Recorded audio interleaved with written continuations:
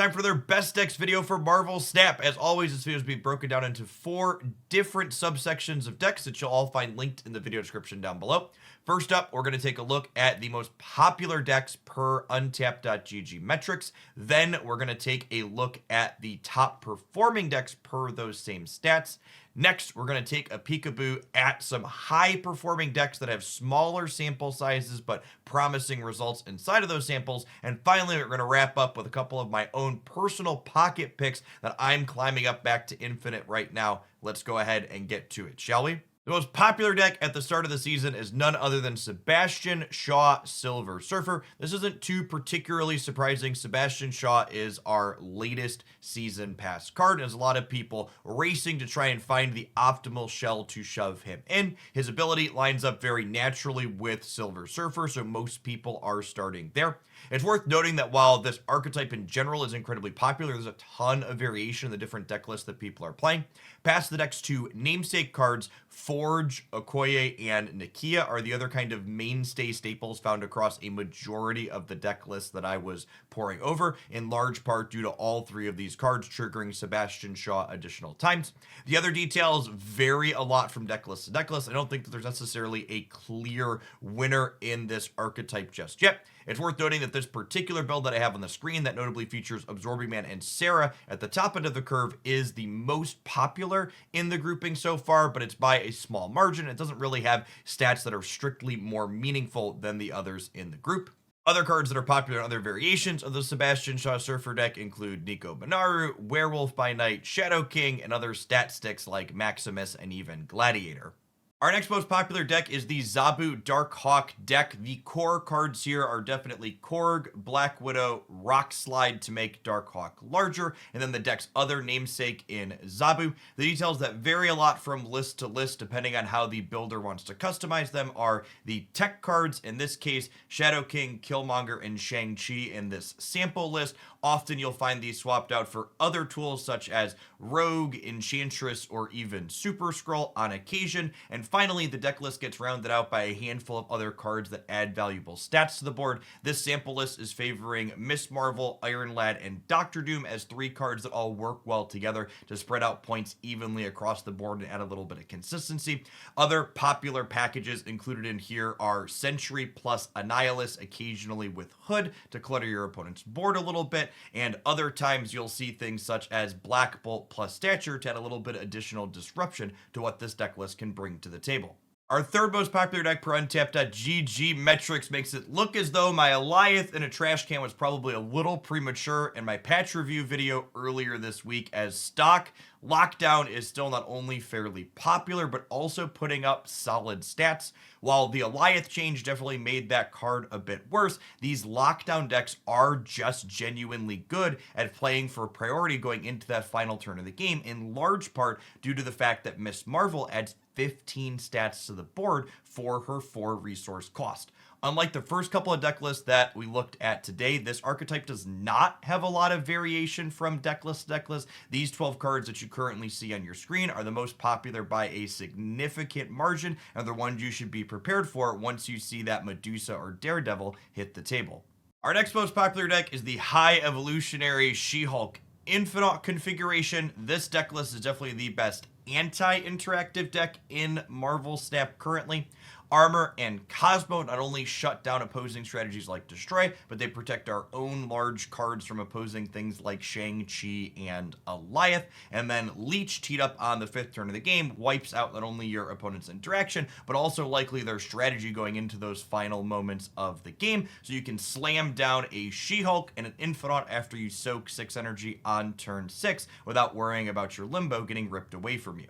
Our last deck in the popular decks grouping today actually has the worst metrics on Untapped.gg of any of the decks I'm going to cover in this video. Normally, its average cube rate and win rate would not make it something that I would mention in a best decks roundup like this, but per Untapped, its play rate is over 8% currently, so it definitely warrants being classified as a popular archetype, and that archetype is Loki. While this deck list didn't get any direct changes to its namesake in the most recent patch, it did lose Chavez to her rework, which is an important card for adding consistency for a deck like this that essentially wants to go Quinjet into Collector, into generate cards, into Loki as often as it can. While it's definitely possible as the format settles a little bit and this archetype gets optimized into an ideal 12th card, that things could perk up for it. As of right now, both the untapped stats and my own personal anecdotal experience with and against it are kind of middling. As we move along for the most popular, the top performing decks, we have the queen of the top performing category still at the very tippy top of it, and that is Shuri. The only thing noteworthy in Shuri news in this best decks roundup is that this archetype is back to jamming Alioth at the top end of their curve despite its recent nerf. Notably, the card that these decks had often been playing instead of Alioth had been Chavez to add consistency to their early draws, and with her rework, she's obviously no longer applicable to this deck, bringing them back around to the purple fart that can blow out your second lane win after you set up a big Shuri path. Our second deck list in the top performing category is another tried and true classic in Destroy. Only real noteworthy thing in Destroy news this time around is that Nico Minaru has definitely cemented herself as a mainstay in this archetype, beating out the slot that had previously been Hulkbuster. I think this makes a lot of sense since there's a lot of spots where she's going to incidentally power up your Deadpool with her +2 anyways, and the general utility she provides is unmatched in Marvel Snap. Moving along to our high potential decks, I'd like to iterate for those that are new to the video, the main difference between high potential and the previous top performing deck lists is that while the top performing deck lists have small metagame shares, these high performing deck lists have basically statistically insignificant sample sizes, but the stats they have over that sample look really promising. So if you're looking for a potentially next breakout deck, these are an excellent choice to maybe invest some time into tuning up. The first of our high potential deck list is a neat take on Hela Lockjaw that's leveraging the Black Knight, whose Ebony Blade got a pretty sizable buff in our most recent patch, essentially becoming impervious to opposing interaction. I really like the inclusion of Zabu in this deck list. While there's only 2 4 energy cards at surface level with Jubilee and Ghost Rider, it's important to note that the Ebony Blade is another 4 energy card as well. So Zabu lets you slam both the Blade and Ghost Rider on the final turn of the game, creating a massive swing and giving you a lot of redundancy when your deck's namesake Hela is nowhere to be found. Our next high potential deck list is a Kraven disruptive deck that I really like the look of. Kraven obviously being the cornerstone and a cheap stat stick alongside other efficient cards like Nightcrawler, Jeff, Silk, and Spider-Man that all put stats on the board early and make Kraven get larger. The top end of this deck is focused on moving things around as well, only they're the opponent's cards, with Stegron, Arrow, and Magneto all providing a 4, 5, 6 curve that bat your opponent's cards around. I think Magneto in particular is really well positioned into a metagame where there's lots of Silver Surfers and Darkhawks and Miss Marvels. This deck list rounds out its last couple of slots with efficient disruption in the form of Shang-Chi and Shadow King, as well as the inclusion of Man-Thing, who I think is an excellent tech card into all the Silver Surfer running around. If you play this out into a full Surfer path, it gets upwards of 13 points worth of stats on the board for you for just 4 energy. With Luke Cage recently being changed in the most recent patch, I think it's potentially Man-Thing's time to shine.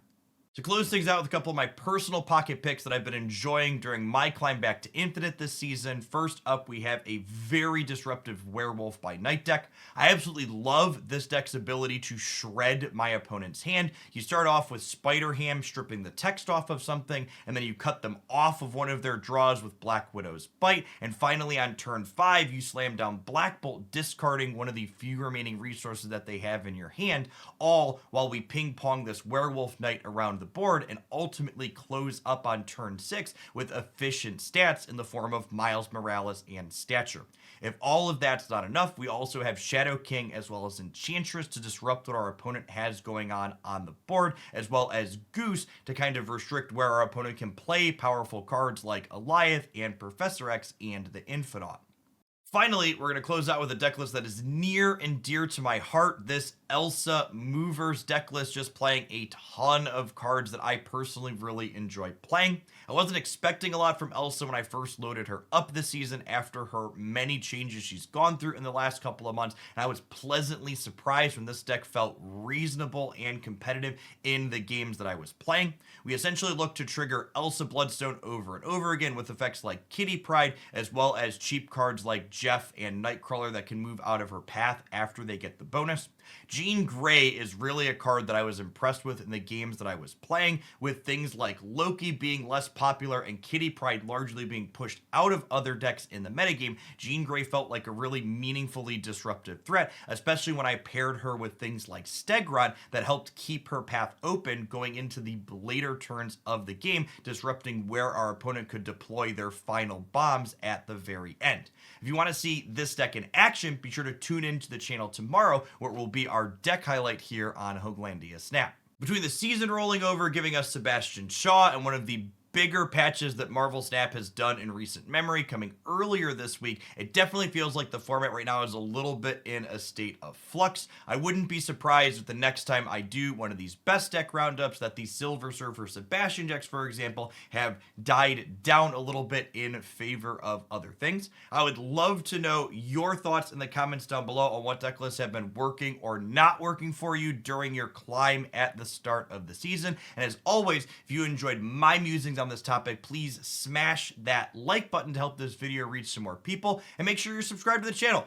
You watched this video all the way through the end, so you probably enjoyed at least some of what I had to say. I'd love to see you back again sometime. For the rest of the day, have fun and good luck snapping.